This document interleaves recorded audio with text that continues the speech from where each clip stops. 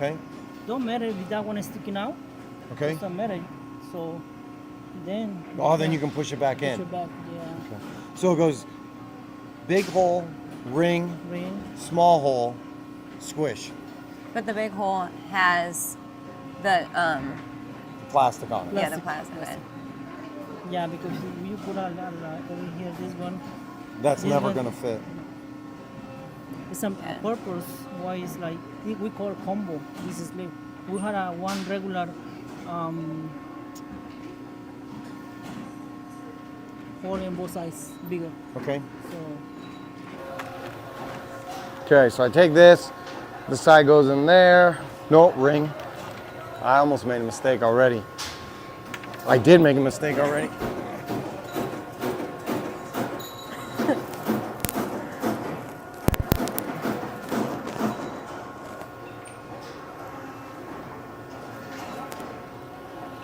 This is supposed to be the easy part, isn't it?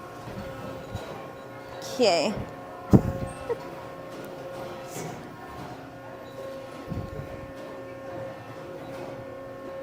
Nice job. Perfect. Now squish it. The other way. It's got to stand up tall, right? What do you mean? So that goes in. Way. Yep.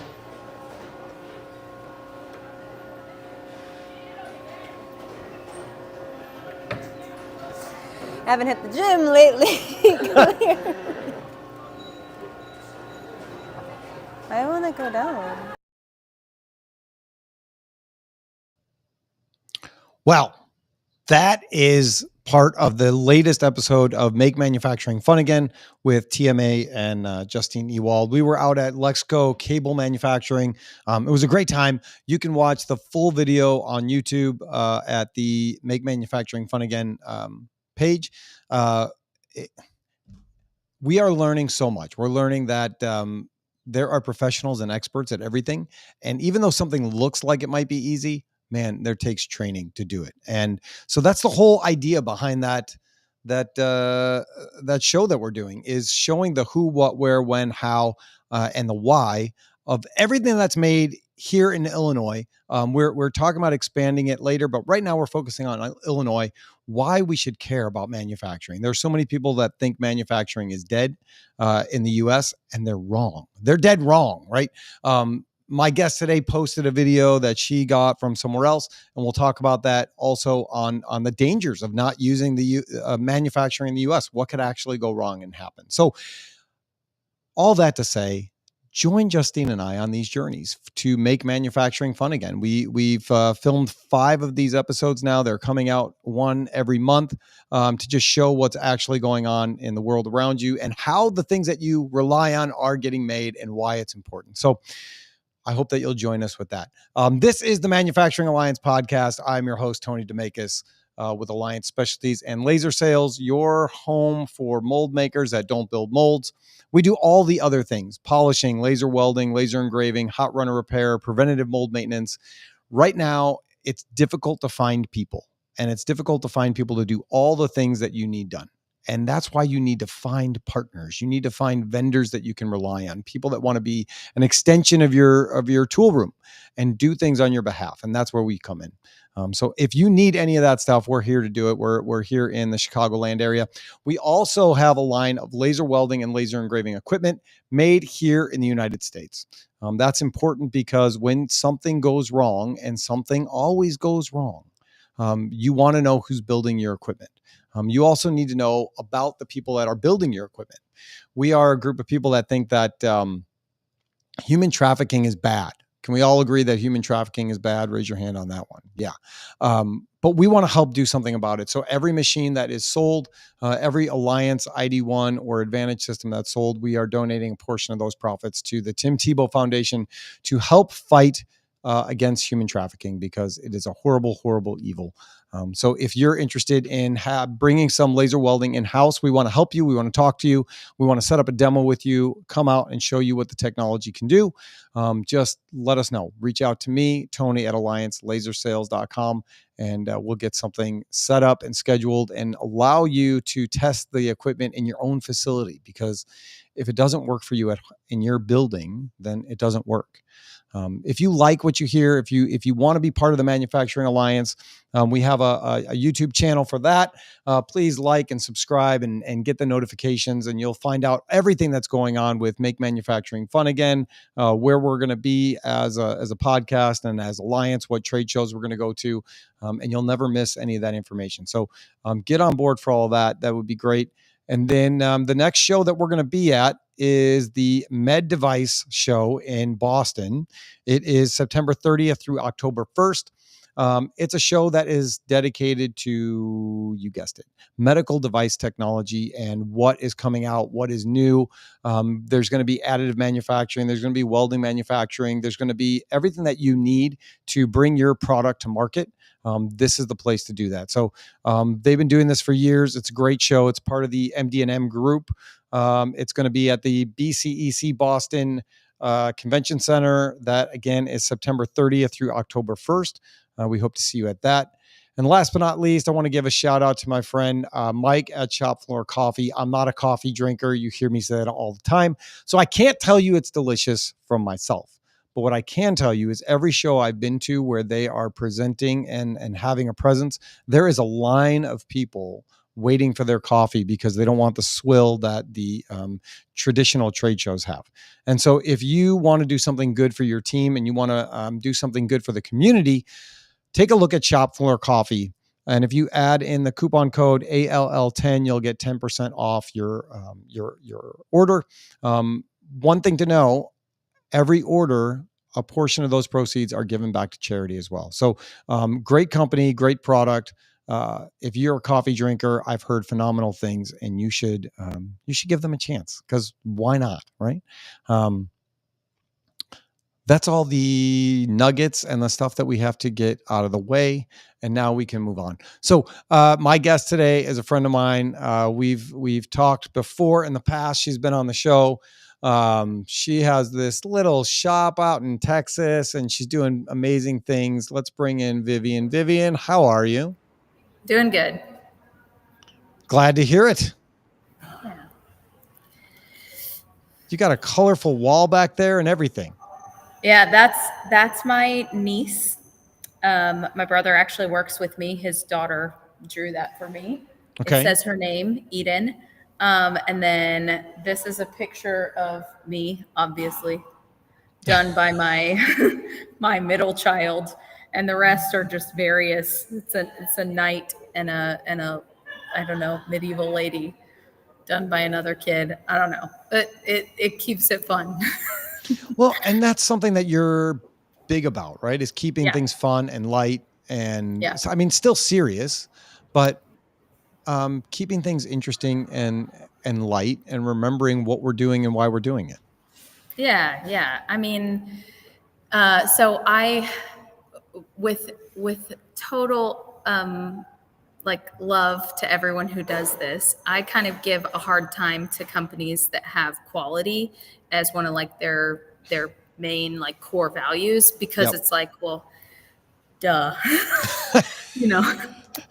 So I kind of have the same attitude about like telling people they need to do their work well, or be serious about their work at work. It's like, if I'm hiring people that need to be told to care about the quality of their work, the quantity of their work, the effort they put in at work, then I haven't hired the right people. Or they still need training. Maybe they just still need to, rise up through that maturity, that season of maturity in their career. But on the other hand, having to remind people that, like, hey, YOLO, like, life is finite. Enjoy yourself. You can laugh. Like silly stuff happens at the office all the time, and you should take advantage of that. It's a beautiful opportunity to crack up, and that makes you feel good. It releases endorphins. Like, bring your kids into work with you. If they have a day off of school, and like, let's let them play Legos on the floor while you do your job. Like, we can all throw in and do that. Like, we literally only have one life to live. Like, don't forget to live it. Yeah, no, I love that. And I mean, that's one of the things that I recognized about you right away. We started our conversations on LinkedIn, and then the first time we actually met was at MD&M West. Yep. And you joined Lindsay and I and walked the show floor with us. And I think you thought we were nuts. It was so fun though. It was so fun. Have you Yeah. always had that mentality to enjoy and have fun in your work, in your life, and what's going on? Maybe it was a little accidental. Maybe it was a little the product of privilege. For a while, I only worked part-time, and I was home with my kids. And so when I did go into the office, a lot of times it was like, oh, this isn't today I normally go in, but I need to run in for something, and I'm just going to bring my kid with me. And it was my dad's shop, and so I never really thought about it. Yeah. And through the years of recognizing how significant that was for me, I started thinking about how can I make that available to people who don't already have that mentality of like, I'm not even going to ask if I can, stay home with my sick child, or bring my kid into work with me because the daycare's closed, or, take a plan for a long vacation and, get some support on that. I just assumed that should happen. And I think out of that kind of privileged assumption, my own, it's almost like, this beautiful naivete, like you're too naive to know that that's not normal. So Right. you just act like it's normal. And then I think it kind of progressed into a big part of our company culture. I mean, we have significant spaces in our facility that are set aside for kids to be here. And it just kind of became a part of who we are. It's awesome. It's awesome. So let's tell people who you are, and then we can dig into some of that other stuff. So, your family had a company for a long time, right? Mm-hmm. Yeah, my dad started this place in 1999. Okay. Grew with one pretty big customer, and then that customer bought out the assets in 2022, and my dad retired, and me and my brother and my husband and another director at the old place decided we just weren't made for a corporate environment, and we had a good thing going, and we didn't want to let that go. And I joke around that we just all don't work well with having a boss, but I mean, I think that's totally fair though. Yeah. I think there are people that are just like that. Like they're just not really structured in the way they think, and maybe just a little more used to ignoring the boundaries that other people are really comfortable staying inside and happy with, or need to function well. And we knew we would not do well in that environment. And so we kind of were like, we're going to have to find something else. And our something else just happened to be restarting my dad's injection molding company. So now we're a contract manufacturer here in Texas, in North Fort Worth. And we mostly do injection molding. We do some other things, but that's really like the core competency. Yep. So we have this new facility that we just moved into this year. We're going to celebrate 3 years of this new startup this September. So yeah, it's been a kind of wild ride, but it's like, wouldn't you rather be miserable with friends when you can, like, you can joke about it and you can cry together, and it's like at the end of the day, I'd rather struggle through this with people that I care about than just, I don't know, be sitting at a desk alone. Yeah, no, I agree with you 100%. I've had those conversations with people. Nobody's ever offered to buy us. But people, the conversation happens. Right now, there are private equities that are looking to buy everybody, right? Yeah. And so there are conversations, and people say, like, would you ever sell? And my answer is always, it would have to be a number that they would not offer me, because I know what we're worth. And it has to be enough where I never have to work again. Because the thing, exactly what you said, right? I don't think I work well underneath somebody. Not that I need to be in control, and not that I'm power hungry and, a tyrant. I get that. I understand what you mean.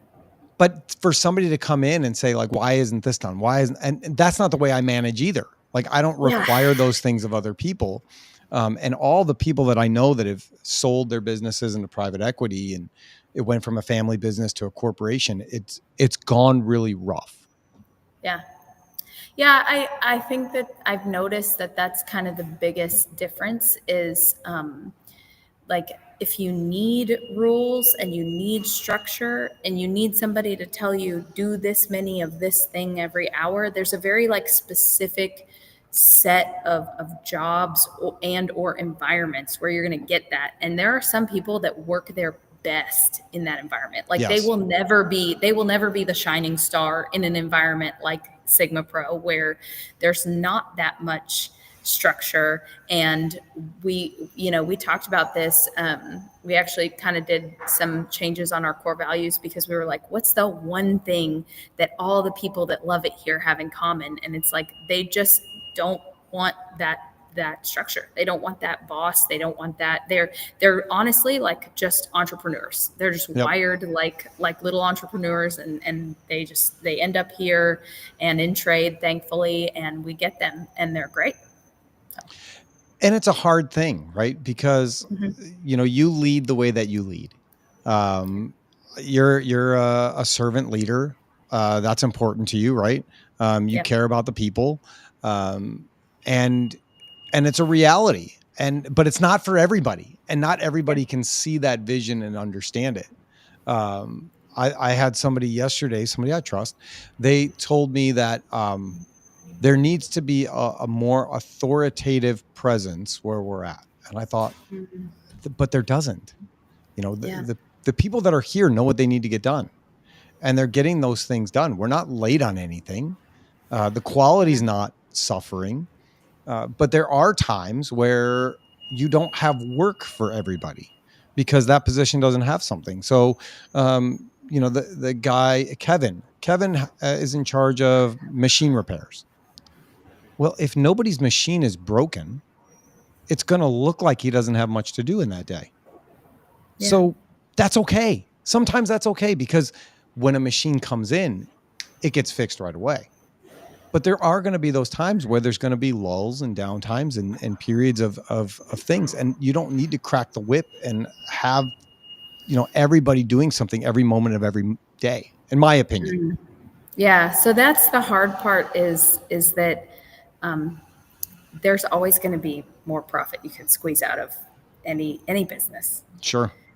And I think the beauty of having the role that we have, the authority that we have, is that that doesn't have to be the ultimate goal. Like, and things like having a happiness at work and being profitable, those two things are not mutually exclusive. Like, certainly we could probably all make some changes and get a little bit more out of this, but that's not the point. And, right. And to be fair, I talk about this all the time. I'm like, I'm called to cast that vision. I'm called to make those decisions. And I love when people give input, but a lot of times that input, you have to say no to it because you're not trying to be every version of a business here. You're trying to be your version, your business, you can't be everything. You can't do it all perfect. That's not the point. The point is to do it the way,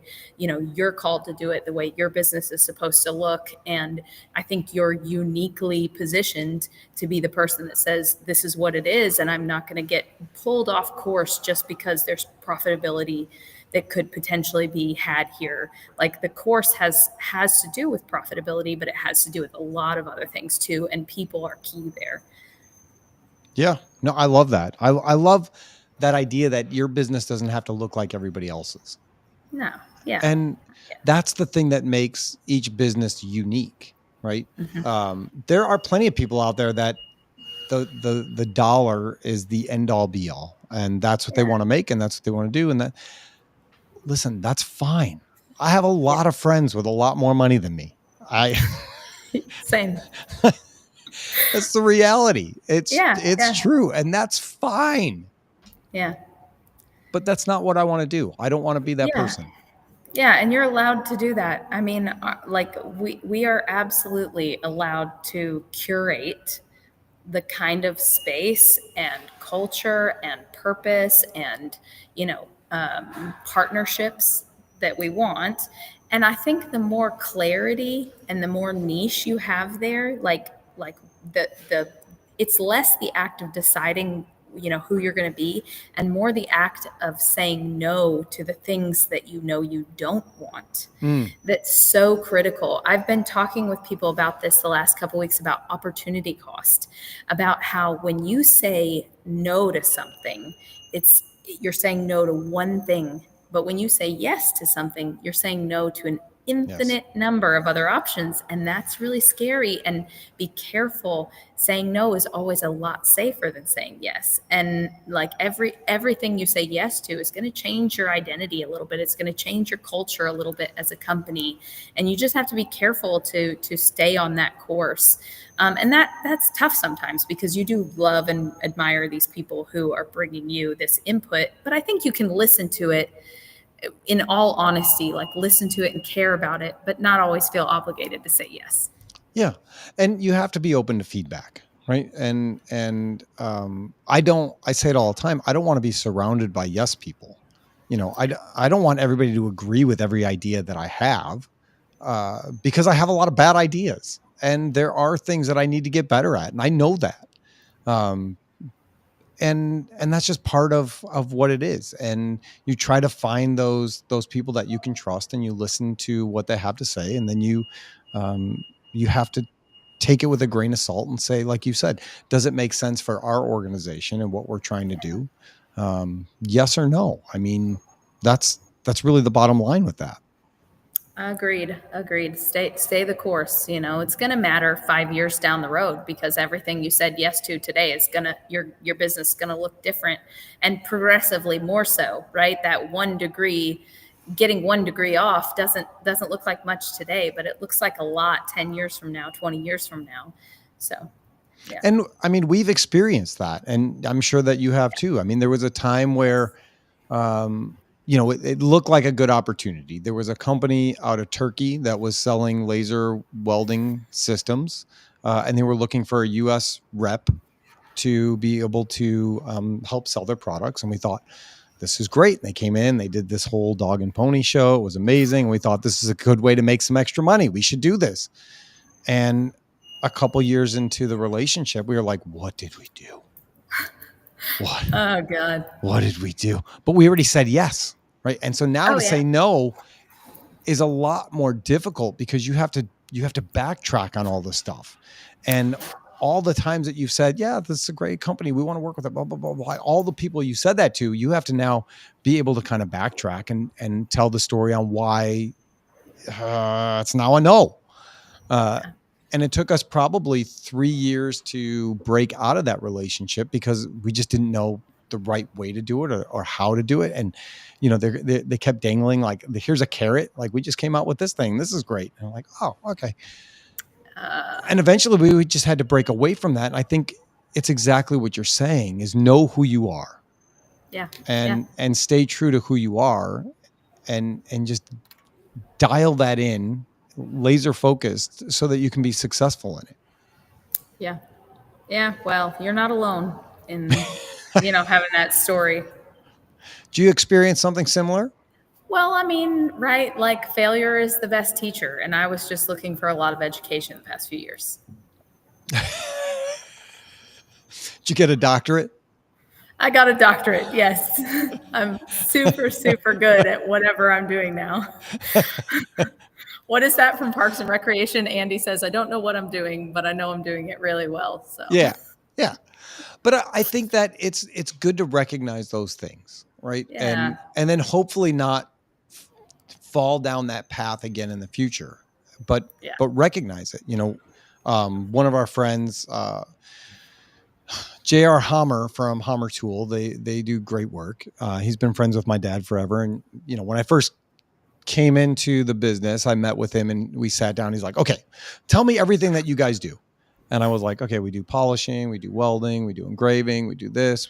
Like, I went through the whole thing. He's like, okay, why do you do so much stuff? You're like a Greek diner menu.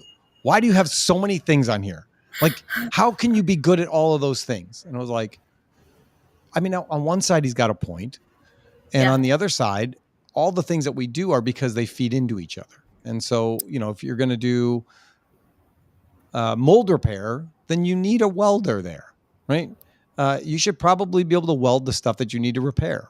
And if you're going to repair it, you should probably be able to polish it and bench it out. You should be able to do all those things. And so all those feed into each other, but we're never going to be mold makers. We don't want to be mold makers. There's already plenty of mold makers out there. There's a lot of competition for that. We want to be there to assist people when they have issues. But then you always have, why don't you guys sell this? Maybe you should do that. Maybe Yeah. it's so much. I mean, yeah, people have a lot of opinions about that stuff. Yeah. I don't know. I want to hear all the opinions, but also like there's only so much you can do. I mean, yeah. I think so much you can say yes to. I think it's important for people to know, I want to hear your opinion, but it doesn't mean we're going to do it. Yeah. Yeah. And that is hard.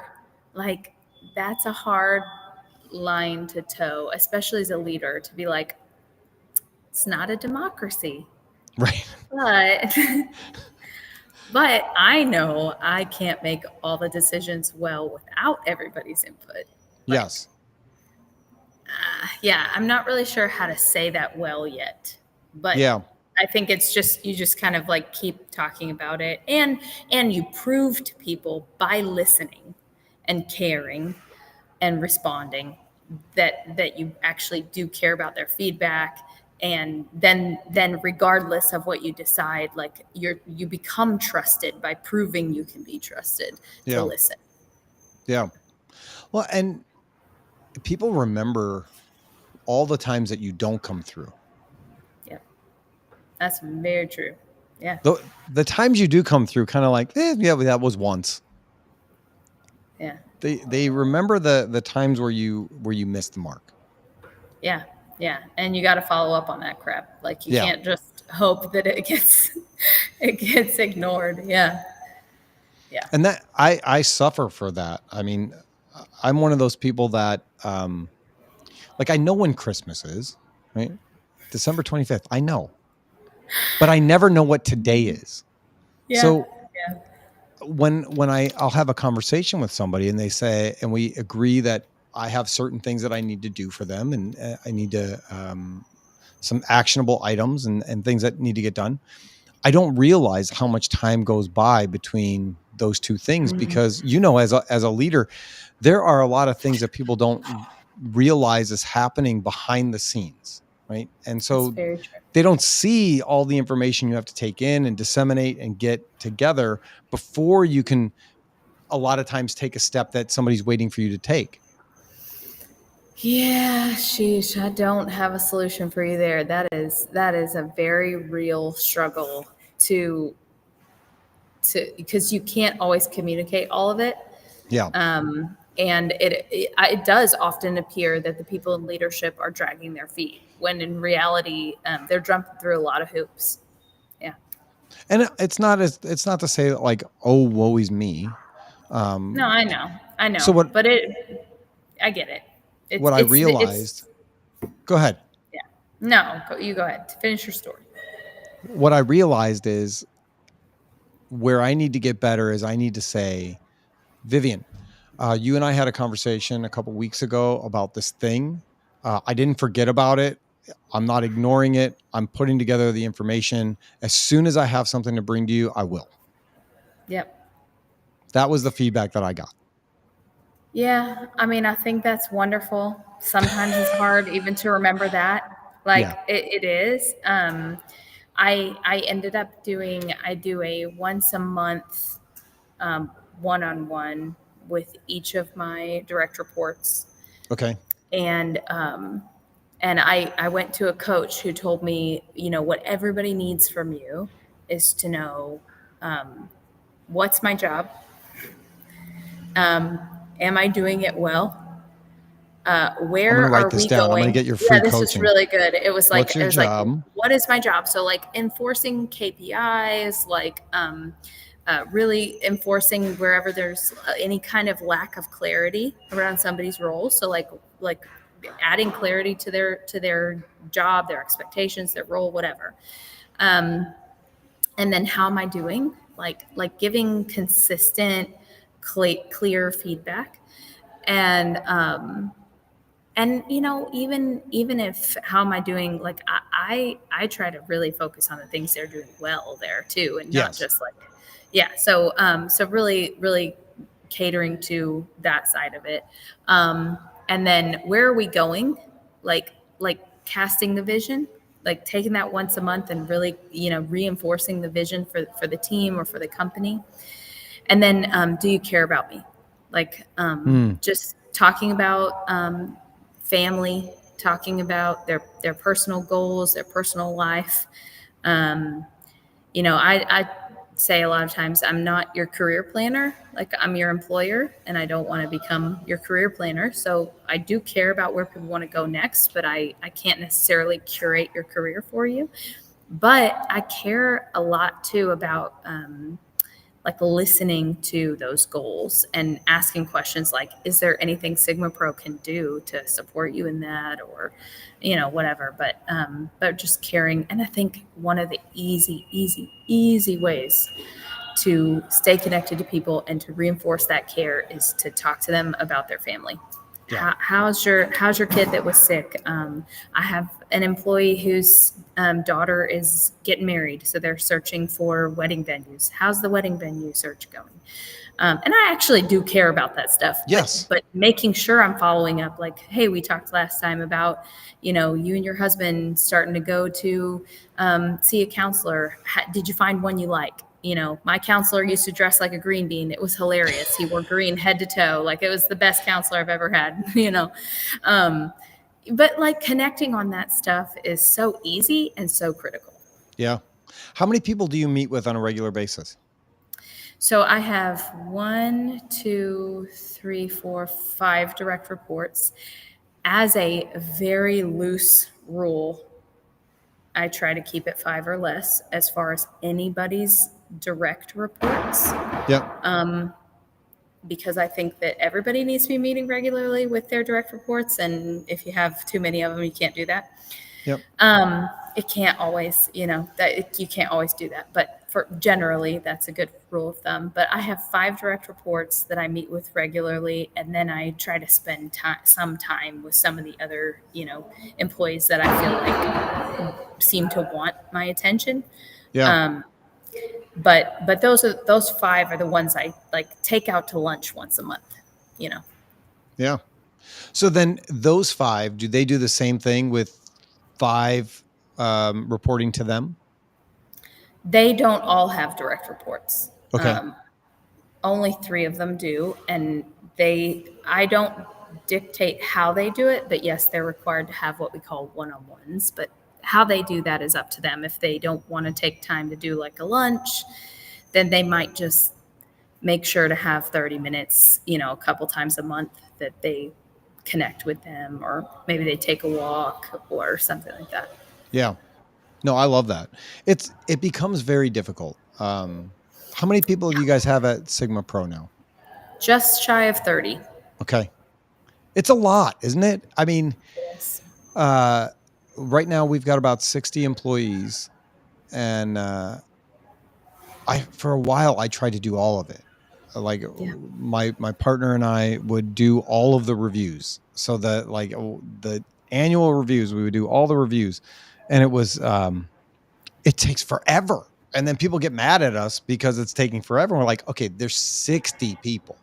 And if you want to give everybody 30 minutes to an hour in a review, because it's a big time to have a conversation about what's going on, and then you have a little bit of in-between time. It's going to take 3 weeks if you do it efficiently. Yeah. Yeah, it's crazy. And there is no one-size-fits-all solution. Right. Like, I see people always trying to adopt somebody else's process for making sure that everybody feels connected or gets feedback or whatever. And it's like, there is no just roadmap to doing that well, because every group is different. Yeah. So, and sometimes in a manufacturing space, you have people that are like, that's not my thing. I don't need you to scratch Oh, my back. heck I don't want to yes. talk to you Oh about my my. family. I want to be left alone. I want to do my job. I want to go to work. That's what I want from Oh, you. my very first one-on-one was with a guy, and I actually walked with him because it was just that type. And I was like, maybe if we walk around outside, he'll be a little more chill. Like he walked around the campus a lot anyway. So I was like, let me walk with you. We'll have our one-on-one while we walk. And first words out of his mouth, like, I'm doing fine. Can this be over now? And I was like, okay. So you're going to be a fun nut to crack. I was like, no, it cannot be over. But yeah, that was really interesting. I was like, I hear what you're saying. You are literally miserable because I'm talking to you. Are they still in the organization? The old one. This was Okay. previous iteration of SigmaPro, and yes, I believe they're still there. If Okay. they're not, they probably retired. So Okay. it was someone older, an older gentleman. So I know, like, I was asking a lot of him. This is not Yeah. something he's done throughout his career. Right. To have his boss like be like, so how are your feelings? You know. So, What? yeah. So I maybe went a little too far the other direction just to mess with him. I was like, well, until I can get you to cry, this is not going to be over. But yeah, we ended up finding a rhythm that worked for both of us. That's good. That's good, because then the next question is like, somebody that is that opposed to what you're trying to do, does it become obvious to them that they're not a fit in the organization? And do they, self-seed? Do they allow themselves to leave? Or at some point, do you have to say, like, listen, you're just not getting what we're trying to do here? Or do you say, maybe I just don't need to have this conversation on a regular basis with them? They only want to hear when things go poorly and need to be addressed. They don't want to talk on a regular basis. Yeah, I usually just find another way to do it. Yeah. I usually just flex. I wouldn't call that that resistance necessarily a red flag for me, because it is so common, and I just happen to be the type of person that if you're like, I'm gonna want to make you talk to me even more. Yep. Yep. And so like I expect and almost welcome that resistance, and we just find a way. Like with him, the best thing we would do is we would walk around, but I would just let him talk. Like he did not want to listen to me talking. And he didn't want to feel like I was forcing him to talk. So I would just ask him, walk me through the campus, tell me how your job's going, because he did a lot of maintenance around the campus. And so Sure. like, let's walk around and just tell me how the treatment plant, how that's working. And, that was fine. Like we got to spend the time we needed to spend. I think he was getting what he was needing and I was getting what I was needing. Yep. And it doesn't have to look the way I need it to look. It's more like it's their meeting, it's for them. So me flexing and making that look differently is not that big of a deal to me. And you have to do that with each person, right? You got to cater things differently to each member of your organization. They're not all going to want the same conversation. Yeah. And some managers can't do that. Some Right. managers need it to like, I have too many direct reports. This is going to have to be a lot more efficient. I'm going to ask you 3 questions and 15 minutes and we're going to move on. As long as the result is that the employee is connected, there's ample opportunity to give and receive feedback between the employee and their supervisor. And they get those key questions answered consistently. Yep. I don't care how it looks. No, I love that. How has things been going with SigmaPro? I mean, 3 years, you guys have gone through a lot of stuff, right? I think when we first met at MD&M West, it was new. Yep.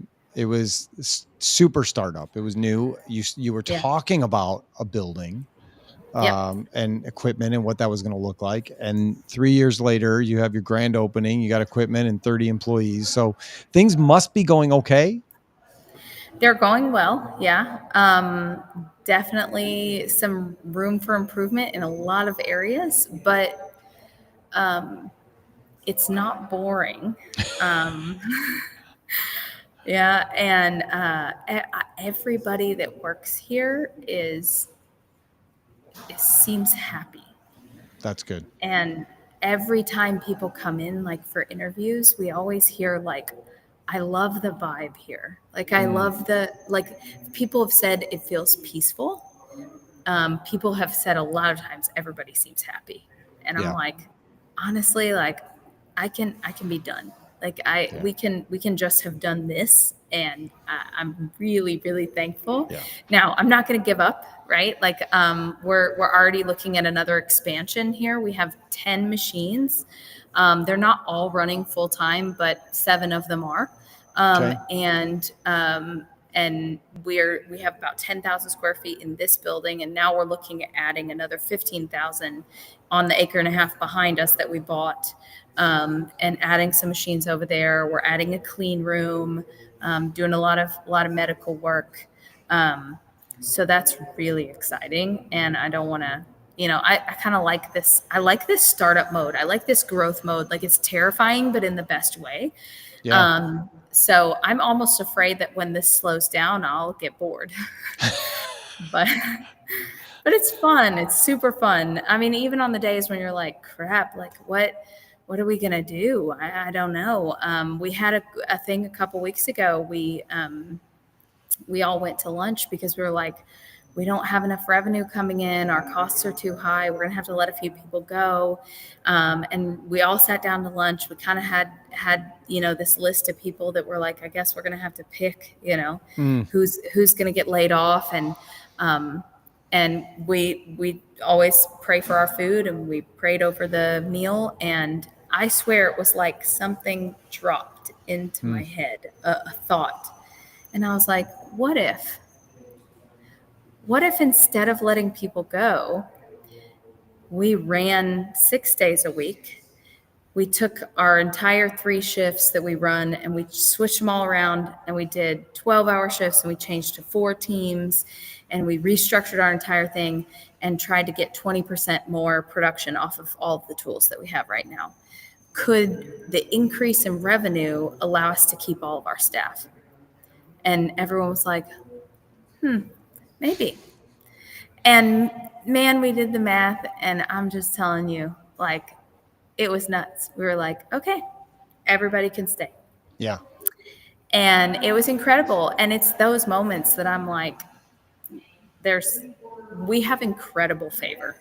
Like, there have been so many moments where the person we needed to hire walked in the door, or I ran into them at Costco. And it's like, oh, hey, are you looking for a job? Because, and it's like literally the exact person that we needed. And it's happened so many times that I'm like, well, I can't give up. Like there's too many green flags here. There's too many, there's too many signs that we're doing something that needs to be done. And we've got some divine support, and it's pretty awesome. Yeah. If you're paying attention to it, it happens, right? I mean, it happens all around you. But I find that it happens more when you give recognition and glory to where it's deserved. Right? Yep. It's not luck. It's not coincidence. It's not, I happen to be in the right place at the right time and bumped into the right person. Things work out the way that they're supposed to work out. Yeah. Yeah. And you miss out on that, like, joy and awe and feeling supported, feeling loved. You miss out on that if you aren't looking for it, and if you don't stop and say, like, hot dang, I didn't have that idea. Yeah, like, that's crazy. Yeah. So it's been pretty awesome. Good. I love seeing the success that you have, because you are one of those people that has joy and light when you're at events, and it's just great to be around you. So it's always fun to have you as a friend and see you at the different events. I loved how you brought the different Lego packages to PT Expo and the different trade shows. So fun. And it's one of those things where people go like, what is this? Are you nuts? And you're like, No, I know. just here, play. Like, Yeah, just have fun. be creative. Like, remember why you got into this space. Be creative. Have some Yeah. fun with it. Yeah. It's not a bad thing to have fun.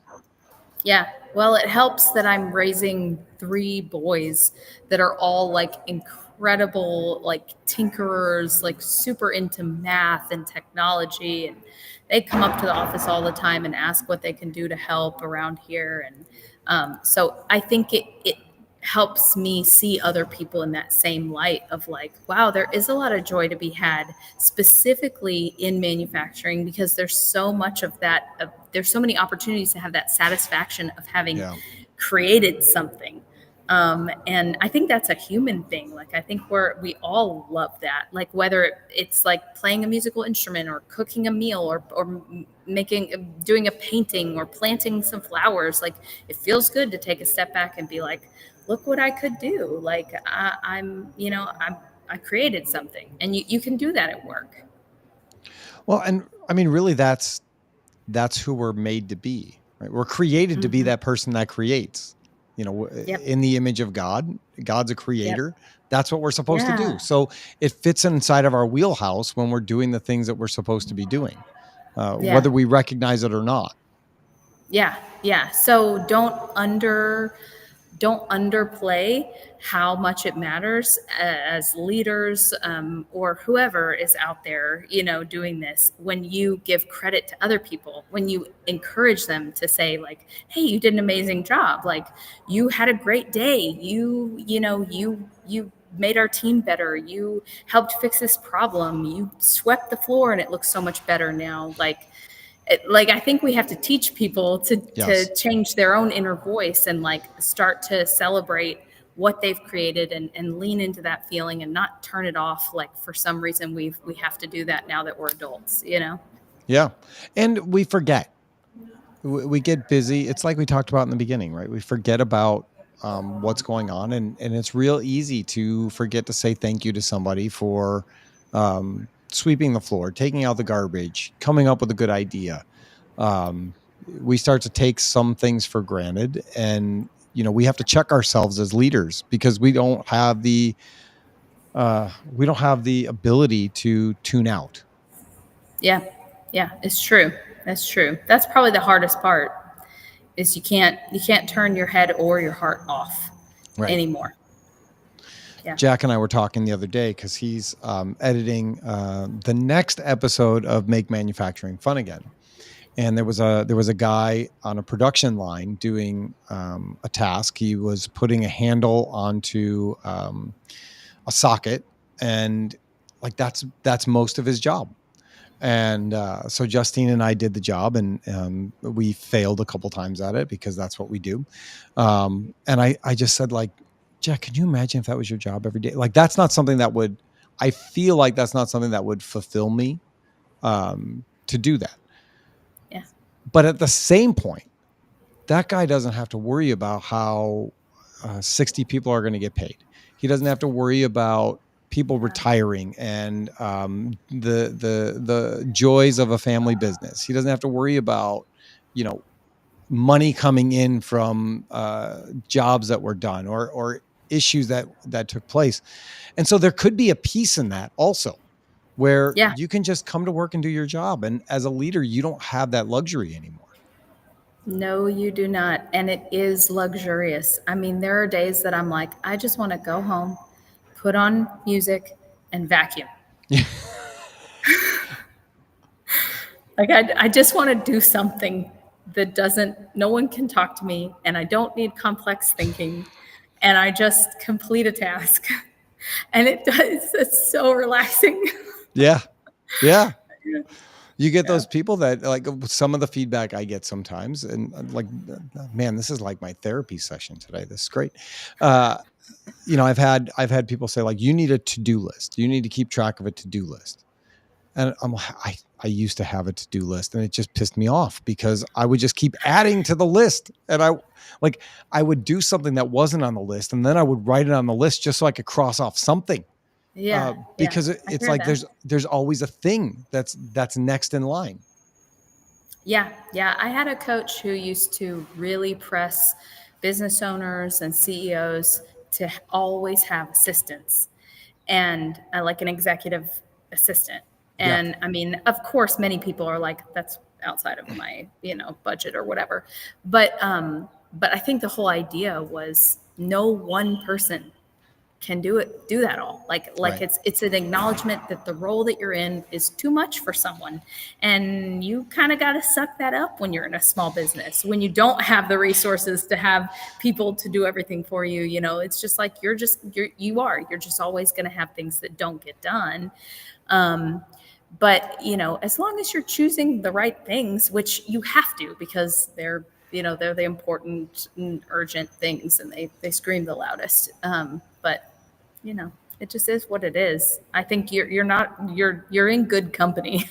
Yeah. So. No, most of the leaders that I know, they struggle with the same areas. And there's reasons that there are leadership books that cover all of those things on a regular basis. That's very true. Craig Groeschel is a pastor. He leads Life Church, and he is the main speaker at the Global Leadership Summit every year. And I've seen him talk a number of times, and there's two big things that he says that always stand out to me. And one of them is the only decisions you should make are the decisions that only you can make. And then the rest of those get passed down to the person that they can make those decisions, because you can't make all of them. Yep. And the other one was you need to have a to-don't list, not a to-do list. Okay. Which they both fall in line with the same kind of thing. Like like when it comes to the podcast, if we're going to do the podcast, that's my job. That's the thing that only I am in the seat and the position to do that at this time. Yeah. I mean, there's other people that do podcasts, but that doesn't mean that I have to do the cold calling and the quoting and the follow-ups. And there are other people that can step into those roles and do those things. Yeah. I have started protecting people from myself by saying, if you come to me and ask me what my opinion is about your decision, I'm going to have an opinion.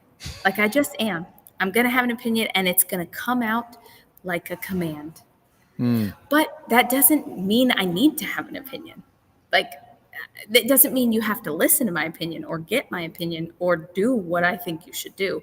If I tell you you have the authority to make this decision, do not come back to me and ask me what I think, because then you've just sucked me in, and I'm going to have to tell you what I think. And now if you think something different, we're in conflict. Just do what you want and don't ever ask me. Yeah. And I think that's fair, right? There are certain people you have in your organization, and you trust them completely. And you say, like, I trust you. Do what you think. And it's going to be fine either way. And even if something goes wrong, great. I mean, we'll figure it out. Yeah. It's not the end of the world. Stuff goes wrong because I did it. So why is it any different for somebody else? Yeah. Right. Yeah. Before we got on this call, Mike Zender called me. He's in charge of our mold repair, and he said we had an issue with a job that we sent back to a customer. They're not mad, but they would like us to put together a corrective action plan, and I would like you to help me with that. I said, okay, I'll help you with it. If you want, give me some bullet points, and we can pretty it up together and make it complete. But I can't do the whole thing because I don't even know. Yeah. And I appreciate him coming to me. He handled the first part of the conversation. And even if he would have put the corrective action plan together, I know that he knows the customer, and he knows what needs to be on there, and he knows what that needs to look like. And it would have been great. It would have been fine. Yeah. But he asked me to be part of that, and I'm going to step into that and be part of it. But there are some people that they don't like when you say you have the authority. Go. Yeah. I think that's why we had that recent discussion about our company culture and about our core values and how we hire and who we hire, is because we really do need people that want that freedom and authority, that want the autonomy to make decisions, because we just aren't wired to be, you know, that involved. And we don't have, as a small business, we don't have the resources. Like, Yeah. I can't manage every director in all of the decisions that they make. Like, that's just not practical. Not when I'm also doing, you know, business development and facilities stuff, and, you know, acting as a general contractor for our, you know, building. And, you know, you can't do all those things. So the practicality of it isn't there. And we have to have people that can thrive, not just gut it out, but like really do well when they are like, I'm my own boss. You know, you tell me what performance, you know, measures that I have, and then you just set me loose. So I love that. That to me is the ideal way to do things, is to not micromanage people, to trust the people in the positions that they have, and allow them to thrive. You know, I tell everybody that's here, my door is always open unless I'm doing a podcast. Then it's closed. But if you have questions, come talk to me. But otherwise, I trust you. If you have a conversation that you need to have with a customer, I trust you. But if you want, run it by me and I'll give you some feedback and we'll go from there. And sometimes I think sometimes people think that means I don't care because I'm not, you know, constantly walking up and down the floor, and I'm not in everybody's stuff. But it's because I trust people and I know that things are going to get done the way that they're supposed to get done. Most people, no, I'm going to say all people, have a better idea of what they're doing in this space than I do. That's their profession. That's what they do.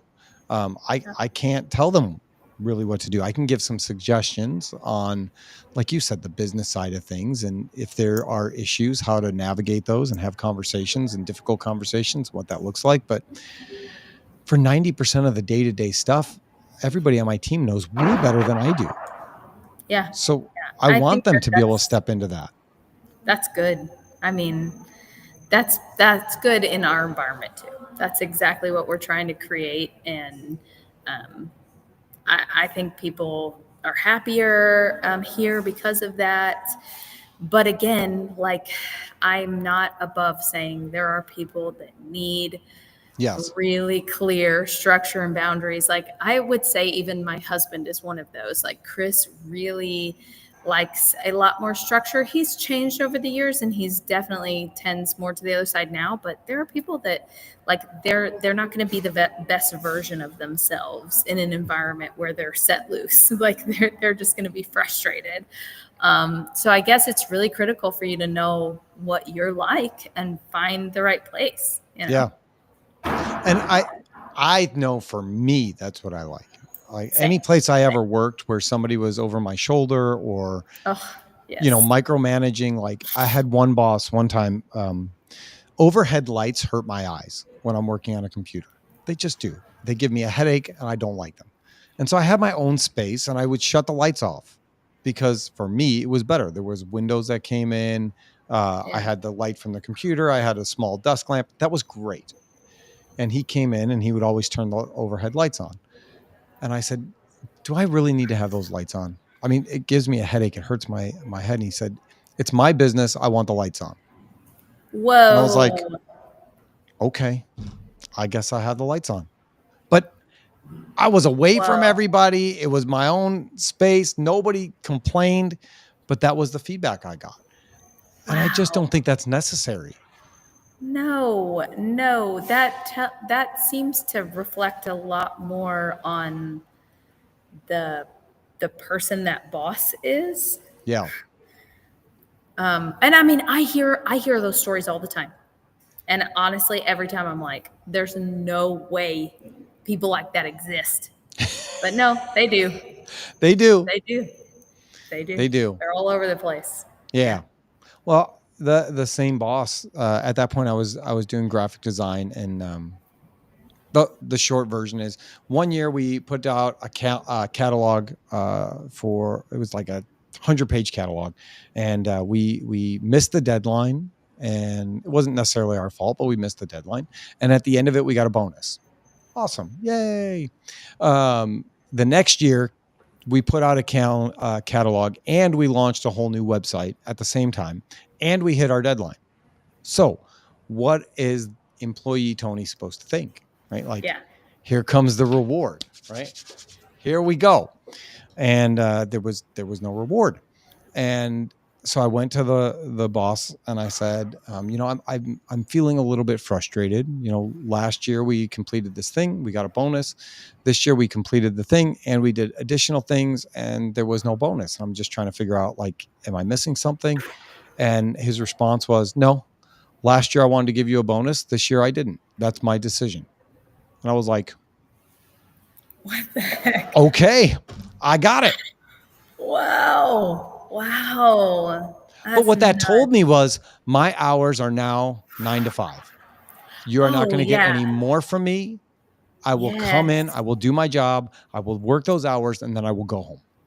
Yes, absolutely. I see. That's what I really do think that heavy structure and lack of autonomy does, is it deflates people who would do more than what you expect. Yeah. I agree with you. Yeah. Because at that moment I was crushed and I was like, I have no motivation to do a good job anymore. I'm done. Yeah. I'm done giving what I can give. You will get the minimum from me to get my paycheck, and that's it. I'm done. Yeah. And I didn't work there much longer. Yeah. I'm not surprised about that either. Yeah. Golly. It's just the reality. But I think, let's bring it all to what the topic was, is creating a culture of family. And really that's what it is, right? You see these people every day. You spend more time at work than you do at home. And you should, I'm not saying you have to be best friends with everybody at work, but everybody should get along to some extent and know that they can count on each other and rely on each other for when things get hard, or even when you want to just have people to celebrate with. Yeah. And I think it starts with defining your brand. And that means defining your culture as well, like deciding what identity your company is going to have, ensuring you're hiring and firing within that, and that, you're hiring people that fit that. And then beyond that, it's making sure that people know that they're cared for, that they can be genuine at work, that they can be accepted, that you want excellence from them, and then give them the freedom, the space, and the empowerment to excel. Yeah. And then for us, it means opening the door to their spouses, their children, all of that stuff as well. And just making sure that they know that we don't just care about them, we care about who they are in their family, who they are in their community, and empowering them to be involved and be excelling there as well. And then, from there, it's just refining. If you have a strong, clear brand, if you're controlling what you can about your company culture, if you're hiring or firing along those lines, and you're making sure that people know that they're cared for at work, then it's like the other things you can dial in as you go. Yeah, I agree with you. You want to do some 5 questions? Sure. Let's get it. They're so easy. All right. If you could make one rule that everyone had to follow, what would that rule be? Oh my God, clean up after yourself.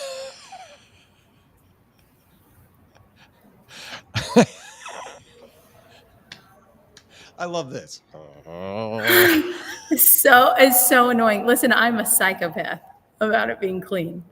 And I think if I could enforce this rule on my brother, especially, okay. He obviously is part raccoon, and I did not see that coming, even though I should have.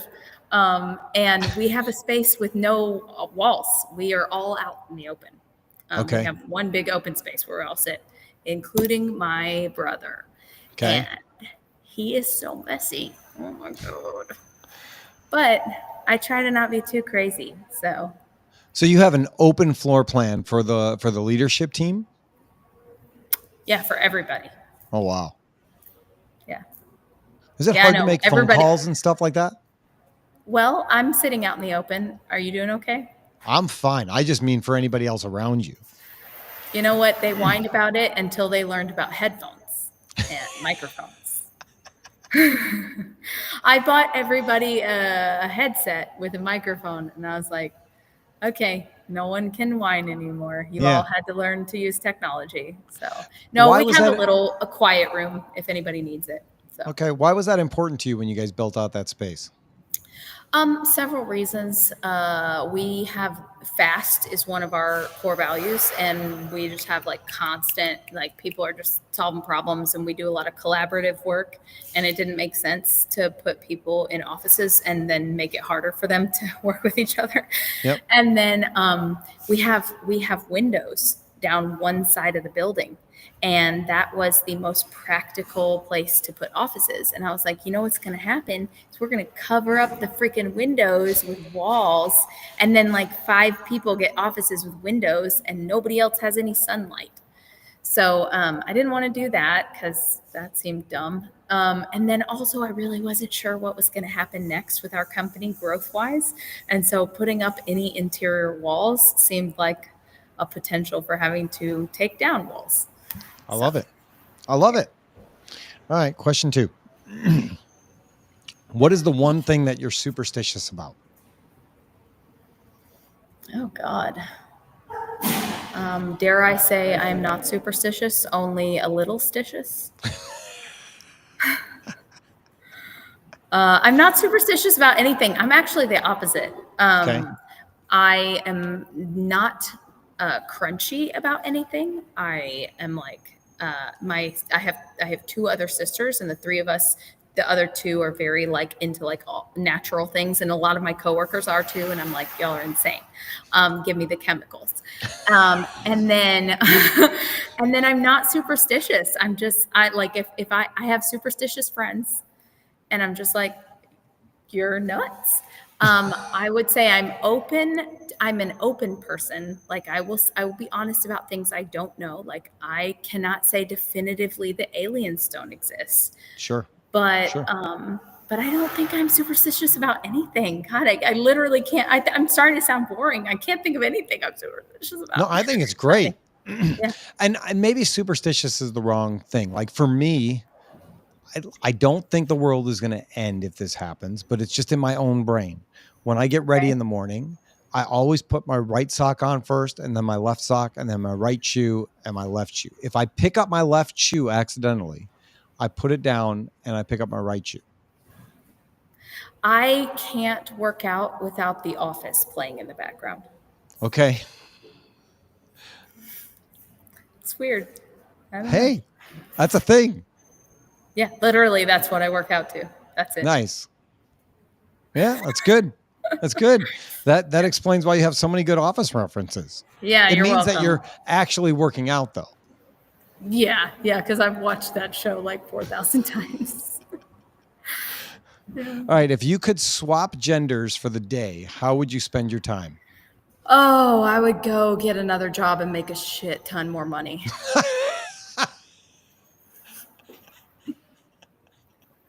What would your other job be for the I don't know, anything. I get this job. I just raised my salary. No. Okay, that's a really good question though. Rewind time. Let me answer it for real. I would. Oh God, I would. Never mind. I can't think of anything good. What do guys do that's fun? Like I feel like girls have so much fun. I honestly said the first time we were having this conversation, I've kept these questions now because I think they're fun. I said I would spend more time in sales in our industry because I think that. Oh yeah. I mean, as a woman, absolutely. I understand that there is sexism, and I understand that it's a horrible thing, but I also understand that in manufacturing, it gives you an opportunity that a lot of men may not have just based on what your name is. Yeah. Leverage it. Yeah. Yeah. I think that's very, very smart. I might go and have some some like bro meetings that maybe I don't feel like I can have right now. Like it seems like a lot of, as much as it does feel like those doors will open to me because I'm a girl, I feel like I'm like, well, I want to be more included too. Like I want to know everybody, and I can't because I'm just not a dude. But You think there's people that don't want to get to know you because you're not a dude? no, but I think that I maybe haven't had, maybe they're more comfortable with each other. So like there are some rooms that it's just like it would be weird for a girl to be there, you know? Interesting. So, but I do that with girls. There are girls that I get together with that I'm like, I don't want the guys here. Yeah. You know what I mean? Yeah. Yeah. That's how I felt with every women's in manufacturing event. Like I had people say like, why don't you attend those? And I'm like, It feels weird. because I'm not a girl. I'm not a woman in manufacturing. And then Megan Ziemba told me, she's like, no, we need men to show up to these things as long as they're supporters of women in manufacturing and they're there for the right reasons. And I was like, okay, are you sure? Yeah, but I know. I mean, I know because, you know, Chris homeschools our 3 kids. Okay. And he wanted to look for like a co-op type thing. We had a co-op tell us no thanks because it's a dad and it's all moms at the co-op. And they were like, it'd be too weird. It'd be too weird. And to be perfectly honest, Chris felt the same way. It's like, no freaking way. Sure. So I don't know. There's some of that you just can't turn off. Yeah. Yeah. Well, listen, any room I go into, you're welcome to join me. Thank you. Except the men's room. I hear that. You can't come in. I hear that. Yes. Because in that regard, there are differences. I'm just going to say it. I don't care. I don't care who gets upset. Yeah. There's differences. I believe you. If animals could talk, what would be the rudest and why? Definitely cats. So I have a cat. And I really believe that they think that humans are just stupid cats. And they live with us because they feel sorry for us. Yeah, I don't know. I think all kinds of cats, like big cats, they're also condescending. I think tigers kill people just because they can. I mean, why not? Yeah. I just feel like they're the a-holes of the cat community, the big cat community. But cats in general just seem like jerks, and they would probably just be mean because of the fun of it. Like I feel like my cat says mean stuff about me just because it makes him feel good. I think it's totally possible. We don't have any pets in our house. We're not pet people. I'm not either. My stupid kids made me get a cat. Unbelievable. Well, I don't understand. I mean, sure, there are pet people that love their pets. I will never say anything bad about it. I'm just not that person. You know, I have a friend of mine, their cat has diabetes. And so they have to have special medication for their cat and give their cat shots and all these things. And I was like, you just need to bury your cat. Yeah. I wouldn't do it. We're going to reach that point and me and my kids are going to have it out, I'm sure, because they tried to have a fish one summer and I was like, the fish is dead. And they were like, it's not dead. It's swimming around in there. I was like, nah, it's dead. I'm sorry. We got to flush it. Like, I just don't like pet. I don't want to have to take care of something. And that's probably why my cat hates me. Well, I think it's fair. You know, I was talking to somebody the other day and I said, you know, whether it's a dog or a cat or whatever it is, I feel like they're not the pet we are. Like the human is the pet. The dog just gets to lay around the house, do what it wants to do. You buy it treats, you buy it food, you take it out, you clean up its crap, you give it food, and the dog does nothing. Like, who owns who at that point? Yeah. I couldn't. I mean, it's hard enough having a box of turds in my house. So I couldn't do it. Yeah. Yeah. I told somebody, I say it all the time. Like, I like you. we're friends, right? You talk about man's best friend. We're friends. If you come over to my house and I feed you, and then you go in my yard and you take a dump, and you look at we're me and done. say, Our Tony, friendship's over. go clean that. Friendship is over. We are no longer friends. Yeah. That's not okay. Yeah.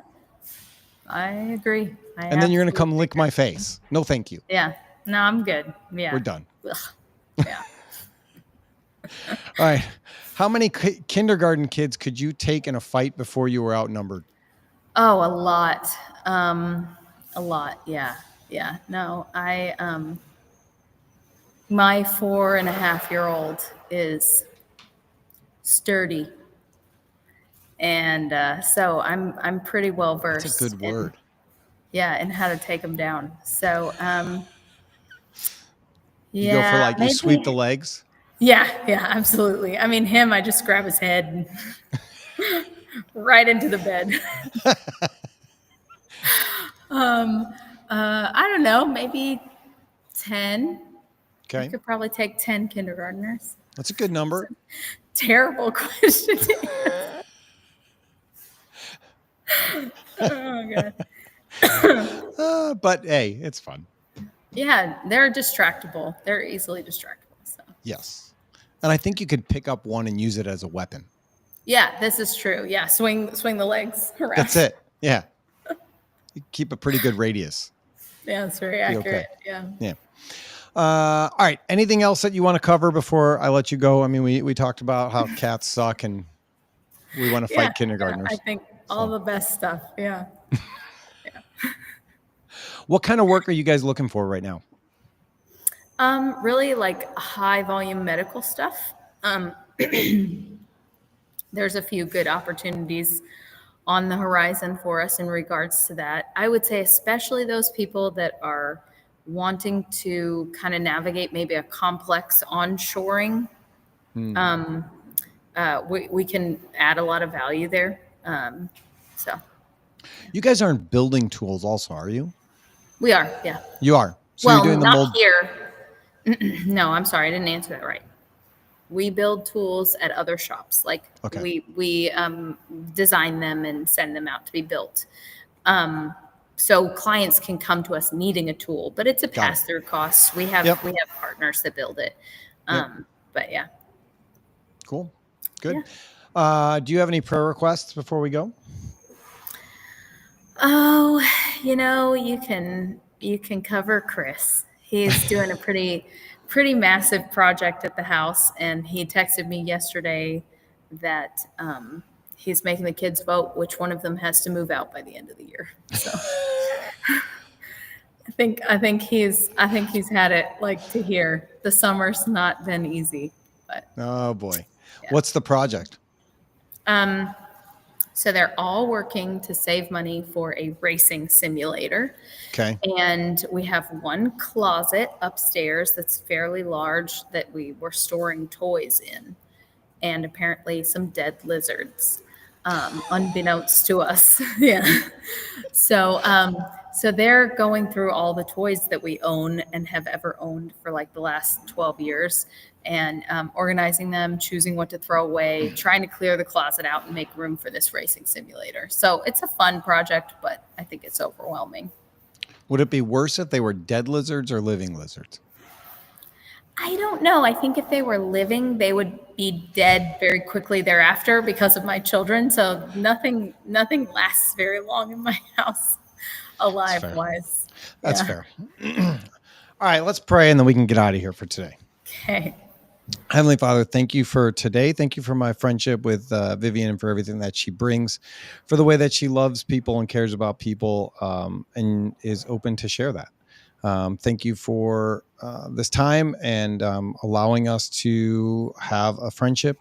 And I just pray for her team, her employees, that they would all know you and find value in doing the things that you have them doing at this time. And we pray for her husband that he will not force any of her kids to move out and that they could all find ways to work together. just like you want to work with us in the things that we're doing. And so we just ask that you would bless whoever listens to this at any point in their lives, whatever that looks like. And we pray that this conversation was glorifying to you. And it's in Jesus' name we pray. Amen. Amen. Vivian, thanks for everything you do, and continuing to just like post stuff that is light. Thank you. I've never seen you be negative. And that's one of the things I love about you, because there's so many people that just want to complain about stuff. Yeah. Yeah. You are not a cat in this world. That's what I'll say. Yeah.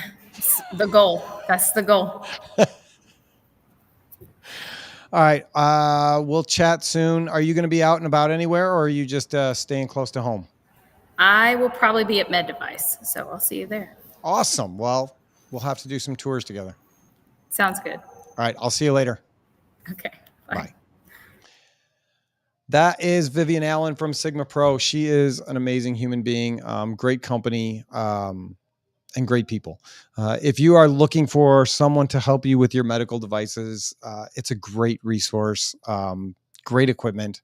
I can't say enough positive things about her and her company and what they're doing. So come see us at Med Device.